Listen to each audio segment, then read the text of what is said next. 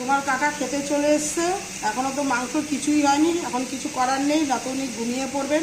রুটি মেরে দিচ্ছি, দুটো আলু দিয়ে দিচ্ছি, দিচ্ছি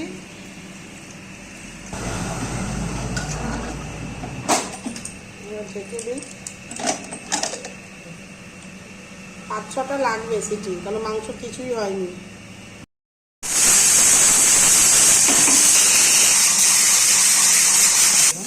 উনি ছিল না, তাই কিছু দেখাতে পারিনি।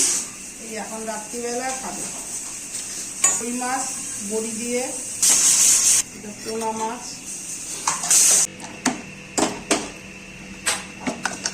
এই যে পাতলা ঝোল মাংস হয়েছে, তাই দিয়ে দিচ্ছি খেতে।